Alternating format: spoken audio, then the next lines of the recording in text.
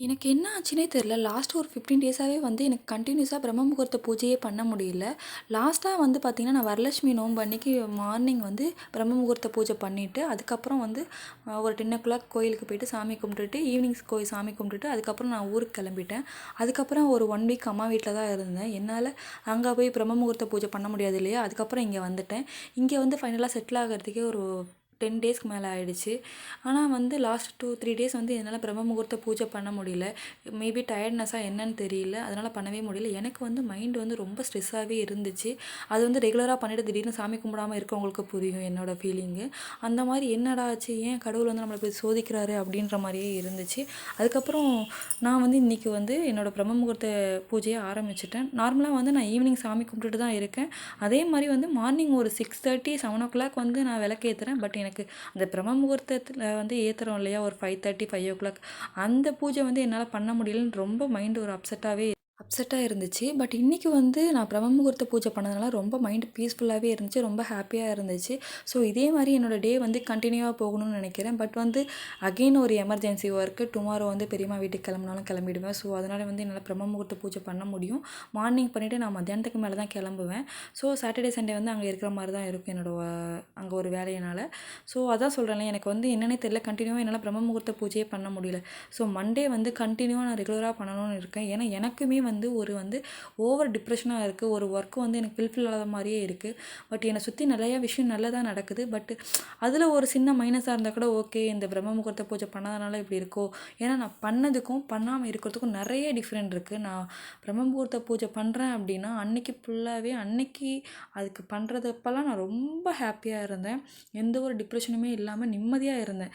ஹாப்பின்றதோட நிம்மதி, மைண்ட் வந்து ரொம்ப சாந்தமா இருந்துச்சு. பட் இப்போ வந்து எனக்கு நெறைய அங்கங்க சுத்தி சுத்தி ஏதோ பிரச்சனை மாரியே இருக்க மாரி இருக்கு. ப்ராப்ளம்ஸ் நெறையா இருக்க மாரி இருக்கு. அது எனக்கு எப்ப சால்வ் ஆகும்னு தெரியல. மேபி இது வந்து எனக்கான ஒரு எக்ஸாம் மாரி தான் இருக்கு. நீ வந்து நீ பண்ணு. நான் உனக்கு வந்து அதுக்கான ரிசல்ட்ட குடுக்குறேன்ற மாரி தான் கடவுள் எனக்கு குடுக்குற மாரி இருக்கு. சேம் அதே மாதிரி பார்த்தீங்கன்னா, நான் முருகருக்கு வந்து ஒரு 48 டேஸ் எடுத்திருந்தேன். அத வந்து நான் ஒரு தனி விளாக்ல போடுறேன். பட் ஆக்சுவலா வந்து அந்த 48 டேஸ் விரதம் இருந்தத நான் எந்த ஒரு வீடியோஸ்லயும் நான் சொல்லல. ஏன்னா ஃபர்ஸ்ட்டு நம்ம எடுக்க ஆரம்பிப்போம். ஏன்னா எப்படி எடுக்க போறோம்னு தெரியல. ஏன்னா ஃபர்ஸ்ட் டைம் வந்து அத வந்து நான் யோ திடீர்னு சடனா ஒரு 2 டேஸ் பிஃபோர் தான் நம்ம முருகருக்கு இப்படி இருக்கலாமா அப்படின்னு யோசிச்சுட்டு எங்க ஹஸ்பண்ட்ட கேட்டிருந்தேன். சரி ஓகே உன்னோட இஷ்டம் இருந்துக்கோ அப்படின்னாங்க.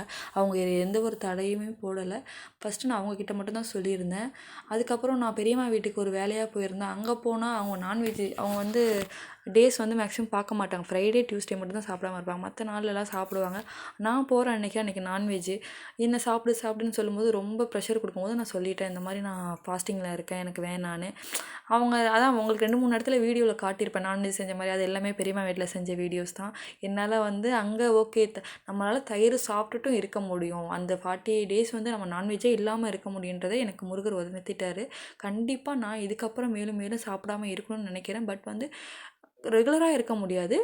ஒரு ஒரு 1 வீக், 1 மந்த் அதுக்கப்புறம் மறுபடியும் 48 டேஸ் அந்த மாரி இருக்கலான்ற ஒரு தாட்ல இருக்கேன். ஏன்னா வந்து கைமேல் பலன் கிடைக்குது. நெனச்சது நடக்குது. ஸோ அதுக்கான தனியான வீடியோ வந்து நான் அப்புறமா போடுறேன். என்னோட வீடியோ கண்டிப்பா உங்களுக்கு பிடிக்கும்.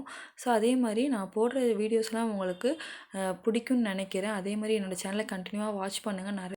எனக்கு வந்து உங்க சைட்லேருந்து எனக்கு நெறைய சப்போர்ட் கிடைக்கணும். ஸோ அதுக்காக தான் உங்கள்ட்ட நான் மறுபடியும் ரெக்வெஸ்ட் பண்ணி கேட்டுக்கிறேன். என்னோட சேனல சப்ஸ்கிரைப் பண்ணுங்க.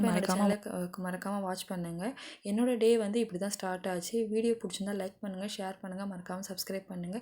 தேங்க் யூ ஃபார் வாட்சிங். Keep support me. பாய்.